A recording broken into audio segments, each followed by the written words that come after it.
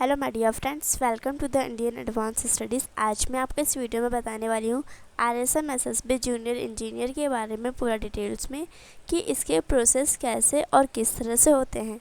उससे पहले मैं आपको बताना चाहूँगी कि IAS पेपर एक एक्सक्लूसिव और ऑफिशियल वेबसाइट है जहाँ पर आपको इससे रिलेटेड सभी इन्फॉर्मेशन, अपडेट्स, नोटिफिकेशंस आपको सबसे पहले मिलेंगी। तो मैं यहाँ पर पहले सर्च करूँगी। सर्च करते ही मेरी न्यू पेज में ओपन हो गई जहाँ पे लिखा है www.iaspaper.net करियर। फिर यहाँ पे मैं क्लिक करूँगी।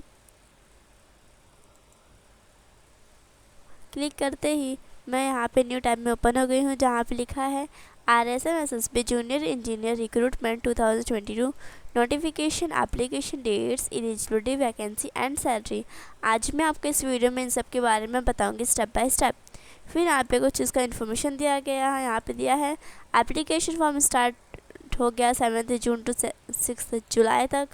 आप इसको 6 जुलाई तक आप फॉर्म फिल कर सकते हैं। फिर यहाँ पे है टेबल ऑफ कंटेंट। जैसे कि अगर आपको किसी भी टॉपिक के बारे में जानना हो, जैसे कि what is RSM SSB JEE exam, या फिर उसके highlights, dates, notification, vacancy, eligibility, application form, application fee, admit card, centre, pattern, syllabus, preparation tips, answer key, result, cut off, selection process, salary and job benefits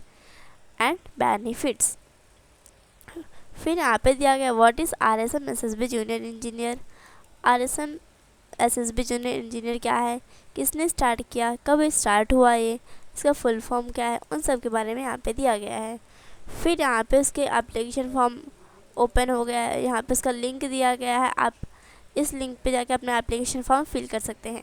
फिर यहाँ पे इसके highlights जैसे कि name of the exam, conducting body, exam level, frequency, pattern, fees, mode of examination, exam duration, language, exam help desk number and official website, ये सब उसके highlights दिया गया है।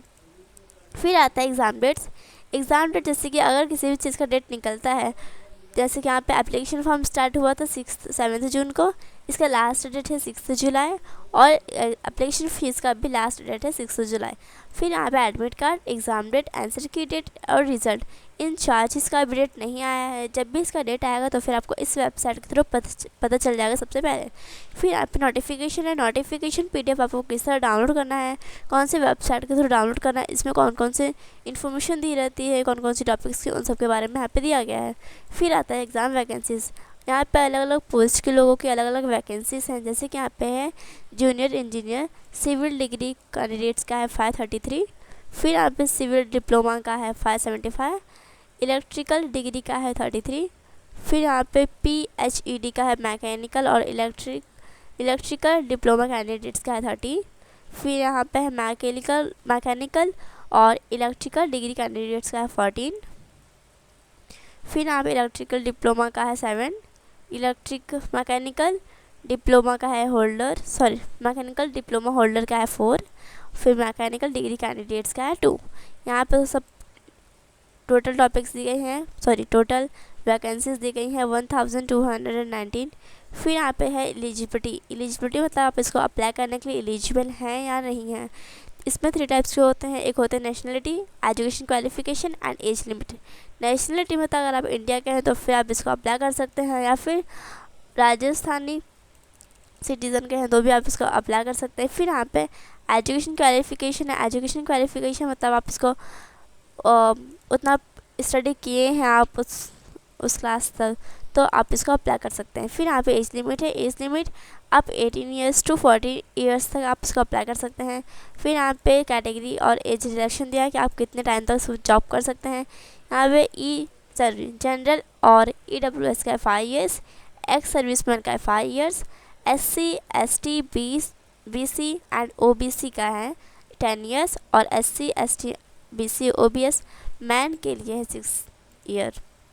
फिर नंबर ऑफ़ अटेम्प्ट्स, कितने अटेम्प्ट करते हैं, कितने बार अटेम्प्ट करते हैं, उन सब के बारे में आप पे दिया गया। फिर एप्लीकेशन फॉर्म आप कौन से वेबसाइट के थ्रू चेक करेंगे, मतलब आप किस वेबसाइट के थ्रू फिल करेंगे, क्या क्या उसमें फिल करना रहता है, कौन कौन से उसमें डॉक्यूमेंट चाहिए रहते हैं एप्लीकेशन फॉर्म फिल करते टाइम, उन सब के बारे में यहाँ पे दिया गया है। फिर आपको फोटोग्राफ किस साइज़ में लगाने हैं, कितने पिक्सल्स में लगाने हैं, उन सब के बारे में यहाँ पे दिया गया है। फिर सिग्नेचर का दिया गया है। फिर एप्लीकेशन फ़ीस है। यहाँ पे अलग अलग कैटेगरी के लोगों का अलग अलग फ़ीस है, जैसे कि जनरल का है 450 और OBC MPC एंड EWS का है 450 और राजस्थान नॉन क्राइमी लेयर का है 350 और ST SC PH का है 250 है। फिर यहाँ पे एडमिट कार्ड है। एडमिट कार्ड एग्ज़ाम के 10-15 डेज पहले आती है और यह आप ऑफिशियल वेबसाइट के थ्रू डाउनलोड कर सकते हैं। उसमें आपको कुछ इन्फॉर्मेशन रहती है, जैसे कि name of the candidates, date of birth, signature, photograph, date of examination, registration number, roll number, time, reporting time and examination centre address. ये सब इन्फॉर्मेशन आपका एडमिट कार्ड में रहती है। फिर आप एग्ज़ाम सेंटर आपको कहीं पर भी जा सकता है, किसी भी स्टेट में, उन सब के बारे में यहाँ पे दिया गया है।